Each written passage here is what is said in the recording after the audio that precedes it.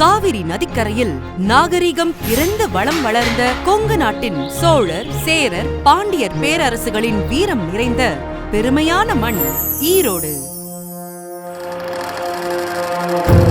அந்த பெருமை மிக்க மண்ணின் இதயத்திலிருந்து எழுந்த வீரர் மாவீரன் பொல்லான்.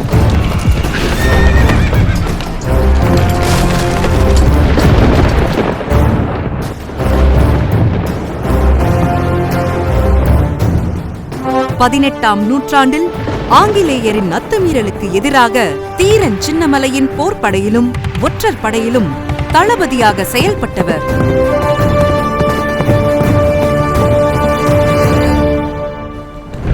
அரச்சலூர் அருகில் உள்ள நல்லமங்காபாளையம் கிராமத்தில் பிறந்த பொல்லான் சிறு வயதிலிருந்தே வாள், வில், மற்போர் ஆகியவற்றில் வல்லவரானார். அவரது ஊக்கமும் வீரத்தையும் உணர்ந்த தீரன் சின்னமலை பொல்லானை தன் படையின் முக்கிய தளபதியாக நியமித்தார்.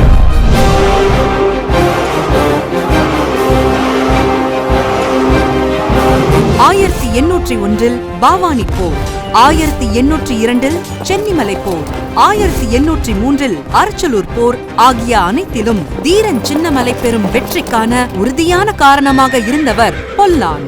ஆங்கிலேயர் படையில் ஒற்றராக நுழைந்து அவர் வழங்கிய துல்லியமான தகவல்கள்தான் ஒவ்வொரு போரிலும் சின்னமலையின் மறைமுக வெற்றிக்கு தீர்மானயமாக அமைந்தது.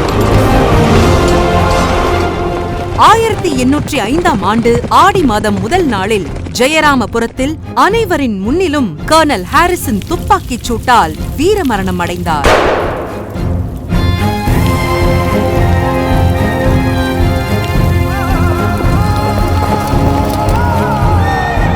மக்களின் பல வருட கோரிக்கைக்கு பதில் அளித்து இவரது வீரத்தையும் தியாகத்தையும் போற்றும் விதமாக திராவிட மாடல் அரசு ரூபாய் 4.90 கோடி மதிப்பீட்டில் ஜெயராமபுரத்தில் மாவீரன் பொல்லானுக்கு முழு உருவச் சிலையுடன் கூடிய மணிமண்டபத்தை அமைத்துள்ளது.